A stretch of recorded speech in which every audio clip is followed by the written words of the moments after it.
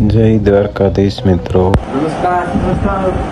आप इधर आए हो, कहाँ से आए हो हमारा फार्म देखने के लिए बता दो सबको। हम आए हैं राजस्थान एमपी बॉर्डर से और हमारा चैनल है यूट्यूब का। तो हम भाई साहब का फार्म आसपास पूछते आए हैं कि कोई अच्छा डेयरी फार्मर हो तो हम बताइए। तो हम इनके फार्म का टोपली इनका फार्म है और काफी शानदार इनका फार्म है यहाँ पर। और भाई साहब प्रॉपर ब्रीडिंग पे काम करते हैं। आपको हमारा फार्म और बुल भैंसे सब कैसी लगी? सब एक नंबर क्वालिटी वाली चीजें भाई साहब ने रखी हुई है। जो देवराज बुल था इनका फार्म का वो भी काफी शानदार था। और जो नए बुल भाई साहब तैयार कर रहे हैं, मतलब देवराज का छोटा भाई, मतलब छोटा देवराज आपने उसका नाम रखा है। तो भाई साहब काफी ज्यादा अच्छा काम कर रहे हैं, ब्रीडिंग में भी अच्छा काम कर रहे हैं।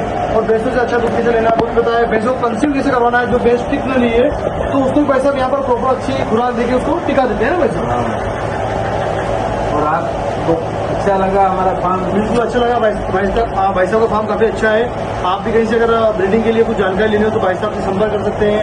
कोई अगर कटड़ी लेनी हो तो भाई साहब कटड़े भी अच्छी बेचते हैं। इनके पास अच्छे से सीमन की कटड़ियाँ हैं और भाई साहब का सीमन भी सेल करते हैं देवराज बुल के। तो वो भी कम कीमत में, मार्केट में आप जाओगे तो काफी डॉक्टर 3-3 हज़ार में सीमन सेल कर रहे हैं।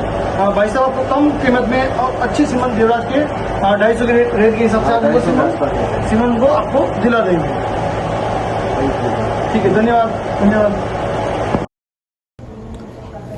आ खड़ेली अपनी 10 महीना पहला लिया था। अत्यारे 10मो महीना हाले, 10-15 दिन काशी है। तो मित्रों जो आम तैयार करिए मिनरल कृमिनो डोज व्यवस्थित કેટલાક દી સાયકલ લઈએ એ પ્રમાણે જોવાનું, પછી ફેરવવાની, બીજદાન કરાવવાનું અથવા ભૂલ હોય તો ભૂલથી ફેરવવાની તો કન્સીવ થઈ જાય। આ આપણે તૈયાર કરીને બતાડી કે જે આ મિત્રો તૈયાર થઈ ગઈ। જય દ્વારકાધીશ મિત્રો, જય ખડેલી જબર है आज पर ऊंचाई लंबाई फूल खाली है। हजी अपने लेवा था 6 महीना काब कर दीदी थी, खाली निकली એટલે કાં હોય લેવી તો આપણું કહેવા નહીં है, ચેક કરાવીને લેવાની અને ભીંગ હોય તો દોવે જોવાને લેવાય। બાકી નકા આવેની ઠપકારે દે। આપણે આપણા મિત્ર સારું લીધી હતી, હવે એને તો આપણે આ આવે સમજી લ્યો કે રેડિયું નાખ્યું આરે આવી તો પછી આપણે દેવાય નહીં। પછી કે આપણે તો છે જ્યાં બુલ છોડ્યો ત્યાં આરે હતી, ડૉક્ટર બોલાવ્યો હતા કે ખાલી છે। એટલે આવું થાય મિત્રો। આમાં દલાલ વિશમાં હે ગરદણી જવાબદારી લીધી હતી તો અત્યારે કહે કે હવે સમજી લ્યો પૈસા નથી ને આપણી મારે રેકોર્ડિંગ ને બધું છે તોય પણ છતાંય પણ પૈસા પાછા આપી દઈએ ને એવી વાતો કરે મિત્રો। આવું થાય કે આપણું કહેવાનું એ ચેક કરાવે લેવાની અને ગયા હોય તો દોઈ જોઈને લેવાય। બાકી તો આપણે નકા ખડેલા લઈએ જ થાલા તૈયાર કરો મિત્રો। જોઈ લ્યો હમણાં જાણીતામાં હગાવમાંથી જ આવ્યું આવી જાય છે નબળું બહુ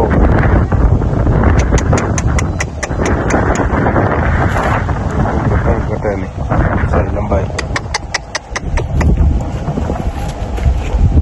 નબળું હે એટલે આમાં કાપ તો રાખે નહીં। હવે કરમિયાનો ડોઝ ને મિનરલ ને દઈએ પછી તૈયાર થાય।